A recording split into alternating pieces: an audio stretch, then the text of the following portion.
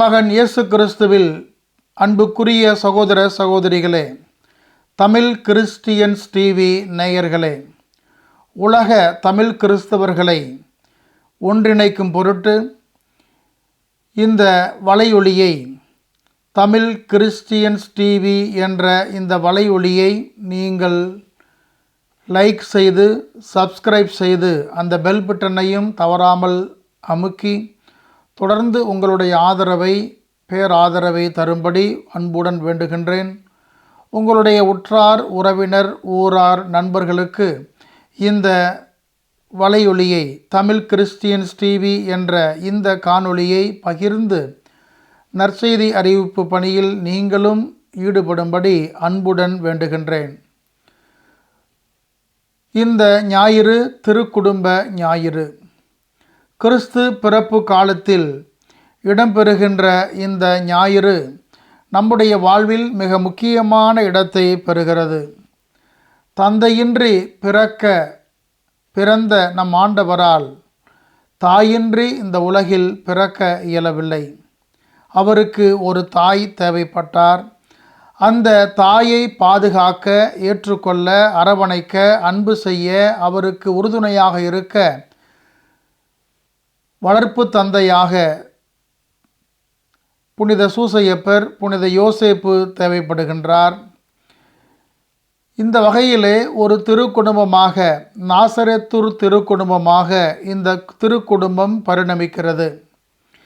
இந்த திருக்குடும்பம் நம்முடைய அன்றாட வாழ்விலே மிக முக்கியமான இடத்தை பெறுகிறது.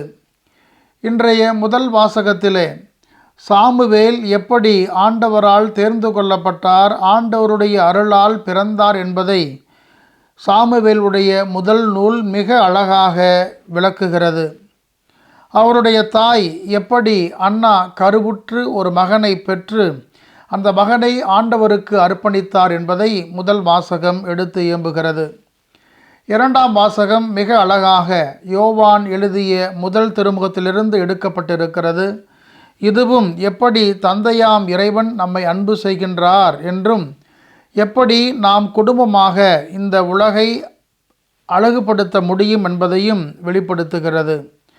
ஆம், அன்புக்குரிய சகோதர சகோதரிகளே, நாசரேத்தூர் திருக்குடும்பம் நாம் விசுவசிக்கிற கடவுளும் தந்தை, மகன், தூய ஆவியார் என்று திருக்குடும்பமாக இருப்பதையும் நம்மால் புரிந்து கொள்ள முடிகிறது.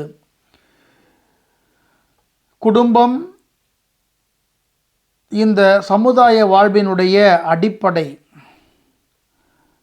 ஒரு சமுதாயம் சிறந்த சமுதாயமாக பரிணமிக்க குடும்பம் என்ற அந்த அழகு மிக முக்கியமான இடத்தை பெறுகிறது. ஒரு குடும்பம் எந்த அளவுக்கு வளம் நிறைந்ததாக இருக்கிறதோ அந்த அளவுக்கு அந்த சமுதாயமும் அந்த நாடும் வளமை நிறைந்ததாக இருக்கும். ஆகையால்தான் இரண்டாம் வத்திக்கான் சங்கம் திருச்சபையை குடும்ப திருச்சபையாக அது அறிமுகப்படுத்துகிறது. ஒவ்வொரு குடும்பமும் இல்ல திருச்சபை என்று அது மிக அழகாக எடுத்து இயம்புகிறது. திருச்சபை என்ற ஏடு அதிகாரம் 11 நாம் இதனை பார்க்கிறோம். திருச்சபையினுடைய அடையாள பண்பு குடும்பத்தில் உறைந்திருக்கிறது. திரு அவையைப் போல குடும்பமும் நற்செய்தியை பெறுகின்ற சமூகமாகவும் நற்செய்தியை அறிவிக்கின்ற சமூகமாகவும் திகழ்கிறது என்று குடும்ப வாழ்வு எண் 51 எடுத்து இயம்புகிறது. இல்ல திருச்சபை என்று அடையாளப்படுத்துகின்ற அந்த குடும்பம், அந்த குடும்பத்திலே பெற்றோர் தம் சொல்லாலும் முன்மாதிரிகையாலும் தங்கள் பிள்ளைகளுக்கு முதலில் விசுவாசத்தை போதிப்பவர்களாக இருப்பார்களாக என்று அது அறைகூவல் விடுக்கிறது. திருச்சபை ஏடு எண் 11 நாம் இதனை பார்க்கிறோம். ஆக அன்புக்குரிய சகோதர சகோதரிகளே, திரு அவை சட்டமும் மிக அழகாக மற்றவர்கள் எல்லோரையும் விட சொல்லாலும் முன்மாதிரியாலும் தங்கள் பிள்ளைகளை விசுவாசத்திலும் கிறிஸ்தவ வாழ்விலும் உருவாக்க பெற்றோர்கள் கடமைப்பட்டுள்ளனர் என்று எடுத்து இயம்புகிறது. திருச்சபை சட்டம் 774 பிரிவு 2 நாம் இதனை பார்க்கிறோம். ஆம், அன்புக்குரிய சகோதர சகோதரிகளே, குடும்பம் கொடுப்பதால் தான் அது நிறைந்திருக்கிறது. கொடுப்பதால் தான் அது குடும்பமாக இணைந்திருக்கிறது.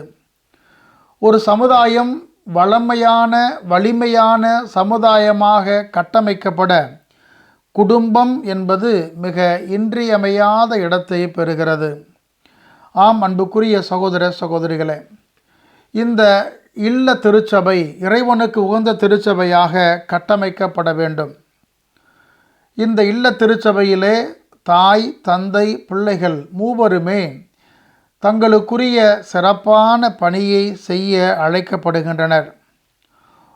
ஒரு முறை ஒரு சிறுவன் தந்தையோடு பட்டம் விட்டு கொண்டிருந்தான்.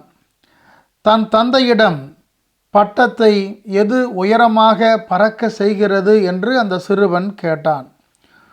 உடனே அந்த தந்தை மிக அழகாக கயிறு, பட்டத்தை பறக்க விடுகிற அந்த கயிறு என்று அவர் சொன்னார். அப்பா, உயரே பறக்கின்ற இந்த பட்டத்தை அந்த கயிறு தானே கீழ் நோக்கி இழுக்கிறது என்று சிறுவன் சொன்னான். தந்தையோ, மகனே, இப்போது பார் என்று சொல்லி உயரே பறக்கின்ற அந்த பட்டத்தினுடைய நூலை, அந்த கயிறை அவர் அறுத்து விட்டார். என்ன நடக்கிறது என்று பார் என்று சொன்னார். பட்டம் தாறுமாறாக பறந்து நிலை குலைந்து அது காற்றில் இழுத்து செல்லப்பட்டு எங்கோ ஒரு மூலையில் விழுந்து சிதைந்தது. ஒரு பட்டம் உயரே பறக்க வேண்டும் என்று சொன்னால் அதற்கு கட்டுப்பாடு மிக முக்கியம். பெற்றோர்களே, வானில் பறக்க விடுகின்ற பட்டத்தை கட்டுப்படுத்துவது நீங்கள்தான். கட்டுப்பாடு உங்கள் கைகளில் இருக்கிறது. தேவையான போது அன்பையும், தேவையான போது கண்டிப்பையும், தேவையான போது கனிவையும் இரக்கத்தையும் நீங்கள் காட்ட வேண்டியது காலத்தின் கட்டாயம். உங்கள் பிள்ளைகள் உயரே பறக்க வேண்டும் என்று சொன்னால், உங்கள் பிள்ளைகள் லட்சியத்தை அடைய வேண்டும் என்று சொன்னால், அவர்களுக்கு உரிய சுதந்திரமும் அதோடு கட்டுப்பாட்டோடு கூடிய சுதந்திரமும் கொடுக்கப்பட வேண்டும். எல்லாம் உங்கள் கைகளில்தான் இருக்கிறது. ஆம், அன்புக்குரிய சகோதர சகோதரிகளே, இந்த நாசரேத் திருக்குடும்பம் நம் குடும்பங்களுக்கு ஒரு சிறந்த முன் உதாரணமாக அமைகிறது. லூக்கா நற்செய்தியாளர் அந்த எருசலேம் ஆலயத்தில் ஆண்டவர் இயேசு காணாமல் போன பிறகு கண்டுபிடிக்கப்பட்ட நிகழ்வை அவ்வளவு அழகாக நாம் எல்லோரும் புரிந்து கொள்ளுகின்ற விதத்திலே அவர் பதிவு செய்திருக்கின்றார். லூக்கா நற்செய்தியில் மட்டும் இடம்பெறுகின்ற இந்த நிகழ்வு நமக்கு ஒரு நல்ல படிப்பினையை தருகிறது. முடிவிலே முத்தாய்ப்பாக இயேசு ஞானத்திலும் உடல் வளர்ச்சியிலும் மிகுந்து கடவுளுக்கும் மனிதருக்கும் உகந்தவராய் வாழ்ந்து வந்தார். நம்முடைய பிள்ளைகளும் கடவுளுக்கும் மனிதருக்கும், கடவுளுக்கும் சக மனிதருக்கும் உகந்த பிள்ளைகளாக வாழ வேண்டும். இதற்கான பொறுப்பும் கடமை உணர்வும் பெற்றோரிடம் இருக்கிறது என்பதை இன்றைய இறைவார்த்தை நம்மை ஆழ்ந்து சிந்திக்க தூண்டுகின்றது. ஆம், அன்புக்குரிய சகோதர சகோதரிகளே, அன்னை மரியாளும் புனித சூசையப்பரும் பெற்றோர்களுக்கெல்லாம் சிறந்த முன்மாதிரியாக இருக்கிறார்கள். பிள்ளை நலத்தில் அவர்கள் மிகுந்த அக்கறை செலுத்துகின்றார்கள். கண்ணின் கருவழியாய் ஆண்டவர் இயேசுவை பாதுகாக்க அவர்கள் முற்படுகின்றார்கள். எனவேதான் அவர்கள் எல்லா நிகழ்விலும், ஒவ்வொரு அசைவிலும் ஆண்டவருக்கு முன்னுரிமை கொடுத்து செயல்படுகின்றனர். பெத்லகேம் சென்றபோதும் சரி, பெத்லகேமிலே பிள்ளைகள் படுகொலை செய்யப்படுகின்றார்கள் என்பதை அறிந்து பயந்து எகிப்துக்கு தப்பி ஓடிய போதும் சரி, ஒரு பெற்றோராக தங்களால் என்ன செய்ய இயலுமோ அதனை அவர்கள் திறம்பட செய்தார்கள். அந்த ஆண்டவர் இயேசுவுக்கு நல்ல கல்வியை வழங்குவதில் அவர்கள் அக்கறை செலுத்தினார்கள். ஒரு குடும்ப சூழ்நிலையை உணர்ந்து வளரக்கூடியவராக ஆண்டவர் இயேசுவை வளர்த்தார்கள். அக்குழந்தை யார், எப்படிப்பட்டவர் என்பதையெல்லாம் அவர்கள் அறிந்திருக்கிறார்கள். ஆனால் ஒவ்வொரு கட்டத்திலும் அவர்கள் சிந்தித்து நிதானமாக விசுவாசத்தோடும் பேரன்போடும் செயல்பட்டார்கள். ஒவ்வொரு கட்டத்திலும் திரும்ப இடம்பெறுகின்ற ஒரு வார்த்தை, உள்ளத்தில் இருத்தி சிந்தித்து செயல்பட்டார். லூக்கா அதிகாரம் 2 இறைவசனம் 18 நாம் அதனை மீண்டும் பார்க்கிறோம். உள்ளத்தில் இருத்தி சிந்தித்து செயல்பட்டார். ஆம், அன்புக்குரிய சகோதர சகோதரிகளே, ஒரு குடும்பத்தை உருவாக்குவது தாய்க்கும் தந்தைக்கும் அடிப்படை பண்பாக இருக்கிறது. நிதானம் குடும்பத்திற்கு மிக மிக அவசியமாக இருக்கிறது. இறைவாக்கினர் குழந்தையை குறித்து இறைவாக்கை உரைத்தபோது இந்த பெற்றோர் அப்படியே துள்ளி குதிக்கவில்லை, ஆர்ப்பரித்து ஆர்ப்பாட்டம் செய்யவில்லை. மாறாக தாங்கள் பேறு பெற்றவர்கள் என்று அவர்கள் உலகிற்கு தம்பட்டம் அடிக்கவில்லை. மாறாக தன்னடக்கத்தோடு அவர்கள் அதனை ஏற்றுக்கொண்டார்கள். இறைவனின் விருப்பம் செயல்பட அதற்கான செயல் திட்டத்தை வகுக்க அவர்கள் கருவியாக தங்களை முன்வைக்கின்றனர். ஆகையால் தான் துன்பம் என்று வரும்போது ஓடி ஒளியவில்லை, துணிவுடன் அவர்கள் எதிர்கொண்டார்கள். இன்பம் என்று ஒன்று வருகின்ற போது, பேறு பெற்றவர் என்ற நிலை வருகின்ற போது அதனை அப்படியே ஏற்றுக்கொண்டு துள்ளி குதிக்கவில்லை. மாறாக அமைந்த மனநிலையோடு நிதானத்தோடு அன்னை மரியாளும் புனித சூசையப்பரும் செயல்படுவதை நாம் பார்க்கிறோம். விசுவாசத்திலும் ஜபத்திலும் அன்பிலும் இந்த முப்பண்புகளை கொண்டதாக இந்த திருக்குடும்பம் விளங்கியது. ஆகையால்தான் ஞானத்திலும் உடல் வளர்ச்சியிலும் என்று குறிப்பு அங்கே அடிக்கோடிட்டு காட்டப்படுகிறது. இந்த பெற்றோர் தங்களுடைய கடமையிலிருந்து கிஞ்சித்தும் பின்வாங்கவில்லை.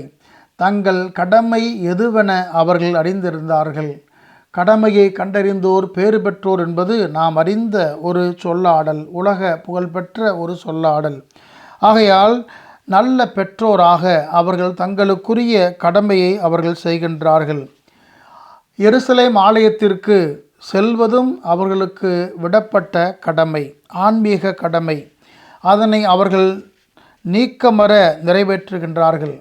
அந்த நிகழ்விலே ஆண்டவர் இயேசு காணாமல் போகின்றார். ஆனால் ஆண்டவர் இயேசு காணாமல் போன போதும் அவர்கள் அதற்குரிய செயல்பாடுகளை முன்னெடுக்கின்றார்கள். அனுமானிக்கிறார்கள், தந்தையோடு இருப்பார் அல்லது தாயோடு இருப்பார் என்று ஒருவர் மற்றவருக்கு மாறாக அனுமானிக்கின்றார்கள், சிந்திக்கின்றார்கள். ஆனால் அப்படி சிந்தித்தவர்கள் ஒரு புள்ளியில் சந்திக்கிற போது பிள்ளை எங்கே என்று கேட்டு திக்குமுக்காடி போகின்றார்கள். உறவினர்களிடம் அவர்கள் தேடுகின்றார்கள். எவ்வளவு ஆர்வம், எவ்வளவு தேடல் இருக்கிறது என்பதை நம்மால் புரிந்து கொள்ள முடிகிறது. 3 நாட்களும் நிச்சயமாக புனித சூசையப்பர் உட்பட, யோசேப்பு உட்பட, அன்னை மரியாளும் மிகுந்த மனவேதனையை சுமந்திருப்பார்கள். ஆனாலும் ஆண்டவரை அவர்கள் ஆர்வத்தோடு தேடுகின்றார்கள். ஒரு கட்டத்திலே எருசலேம் ஆலயத்தில் போதகர் நடுவே அமர்ந்து அந்த 12 வயது அந்த ஆண்டவர் இயேசு இளம் சிறுவனாக அவர்களோடு உரையாடுவதும் வினாக்களுக்கு பதிலளிப்பதையும் கண்டு அவர்கள் பெருமைப்படுகின்றார்கள். ஒரு பெற்றோராக அவர்கள் காட்டிய கரிசனையை நாம் இங்கே அடிக்கோடிட்டு புரிந்து கொள்ள வேண்டும். ஒரு ஆசிரியராக அவர்கள் செயல்பட்ட அந்த செயல்பாட்டை நாம் புரிந்து கொள்ள வேண்டும். இந்த ஞானம் எங்கிருந்து வந்தது என்று அவர்கள் கேட்கிற கேள்வி நமக்கு புதிரான கேள்வி அல்ல. நாசரத்திலிருந்து நல்லது எதுவும் வரக்கூடுமோ என்று பிற்காலத்தில் கேட்கப்படுகின்ற கேள்விக்கான விடை இங்கே இருக்கிறது என்பதை நாம் புரிந்து கொள்ள வேண்டும். ஏன் இப்படி செய்தாய், ஏன் எங்களை இப்படி தவிக்க விட்டாய், உனக்கு இதெல்லாம் தேவையா என்றெல்லாம் அவர்கள் அடுக்கடுக்கான கேள்விகளை கேட்கவில்லை.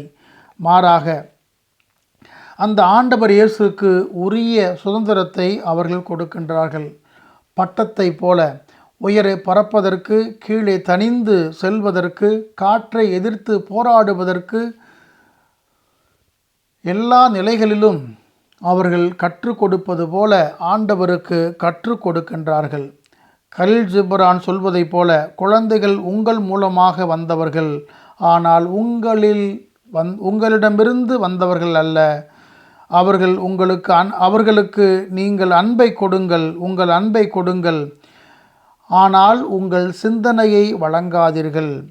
நீங்கள் அவர்களைப் போல இருக்க முயலுங்கள், உங்களைப் போல அவர்களை மாற்ற முயலாதீர்கள் என்பதை அன்னை மரியாள் அறிந்திருக்கின்றார், புனித யோசேப்பு அறிந்திருக்கின்றார். ஆகையால்தான் இந்த பெற்றோருடைய செயல்பாடு நம்முடைய பெற்றோருக்கு, இங்கு இருக்கின்ற எல்லா பெற்றோருக்கும் ஒரு நல்ல முன்மாதிரிகையாக இருக்கிறது. ஆம், அன்புக்குரிய சகோதர சகோதரிகளே, பிள்ளை வளர்ப்பு இந்த 21ஆம் நூற்றாண்டில் மிக முக்கியமான கட்டத்தை எட்டியிருக்கிறது.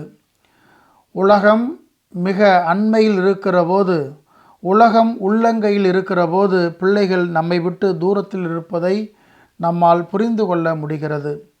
இன்றைய டிஜிட்டல் மீடியாக்களுடைய தாக்கம் எல்லா பிள்ளைகளிலும் வேரூன்றி இருக்கிறது. இந்த நிலையிலே நாம் எப்படி அவர்களை வளர்க்கப் போகின்றோம்? எப்படி ஆண்டவர் இயேசுவை போல ஆலயத்திற்கு அவர்களை நாம் கொண்டு வரப்போகின்றோம்? எப்படி அந்த பிள்ளைகளை ஞானத்திலும் அறிவிலும் ஒழுக்கத்திலும் சிறந்தவர்களாக வளர்க்கப் போகின்றோம் என்ற அந்த கேள்வி, அந்த வினா, அந்த ஐயம் எல்லோர் மனதிலும் இருக்கிறது என்பதை புரிந்து கொள்ள முடிகிறது. ஆகையால் இந்த நாளிலே இந்த நாசரேத்து திருக்குடும்பம் நமக்கெல்லாம் ஒரு சிறந்த முன்மாதிரியாக இருக்கிறது என்பதை நாம் புரிந்து கொள்வோம். அவர்கள் அந்த ஆண்டவர் மீது கொண்டிருக்கின்ற அன்பை எப்படி வெளிப்படுத்துகின்றார்கள்? நாம் பல வேளைகளில் பிள்ளை வளர்ப்பிலே ஒரு சிறு தவறை கூட பூத கண்ணாடி வைத்து பெரிதாக பார்த்து அதனை ஊதி பெரிதாக்குவதில் நாம் அக்கறை செலுத்துகின்றோம். பிள்ளை வளர்ப்பு என்பது முள்மேல் போடப்பட்ட சேலையைப் போல, அதனை பாதுகாப்பாக நாம் மேற்கொள்ள வேண்டும். ஆகையால் அன்புக்குரிய சகோதர சகோதரிகளே, இந்த நன்னாளிலே ஜூபிலி ஆண்டு 2025 தொடங்கி இருக்கிற இந்த வேளையிலே நம்முடைய உள்ளங்களுக்குள் புதிய வெளிச்சம் பாய்ச்சுவோம். நம்முடைய இல்லங்களுக்குள் அந்த வெளிச்சத்தை ஒளிர செய்வோம். நம்முடைய பிள்ளைகள் ஒரு பெற்றோராக, ஒரு தாயாக, தந்தையாக நாம் என்ன செய்ய போகின்றோம்? ஒரு பிள்ளையாக அவர்கள் என்ன செய்ய போகின்றார்கள்? இந்த முக்கோண உறவு என்பது அது கண்ணாடி உறவை போன்றது. பாதுகாப்பாக நாம் மேற்கொள்ள வேண்டும். அது பல வேளைகளில் நம்மை பிரதிபலிக்கும். சற்று ஆழமாக அதனை நாம் பயன்படுத்த விரும்பினால் அது நம் கைகளை காயப்படுத்தும். ஆகையால் இந்த முக்கோண உறவு என்பது மிக முக்கியமான இடத்தை பெறுகின்றது. அந்த திருக்குடும்பத்தில் விளங்கிய அந்த உறவு, மூவொரு இறைவனில் விளங்கிய அந்த உறவு நம்முடைய திருக்குடும்பங்களிலும் அது ஒளிர வேண்டும், மலர வேண்டும். ஆகையால் நாம் இந்த சிந்தனையை உள்வாங்கி சிறந்த குடும்பமாக நம்முடைய குடும்பத்தை நாம் கட்டமைப்போம். நம்முடைய பிள்ளைகள் வளர்ப்பிலே நாம் அதற்குரிய கரிசனையை, அதற்குரிய அக்கறையை நாம் தமிழ் கிறிஸ்டியன்ஸ் டிவி என்ற இந்த யூடியூப் சேனலுக்கு சப்ஸ்கிரைப் செய்து, இந்த வீடியோவை லைக் செய்து, உங்களுடைய உற்றார், உறவினர், நண்பர்கள் மற்றும் ஊராருக்கு இந்த காணொளியை பகிர்ந்து அனைவரும் ஆதரவு தர உதவும்படி உங்களை அன்புடன் வேண்டுகின்றேன்.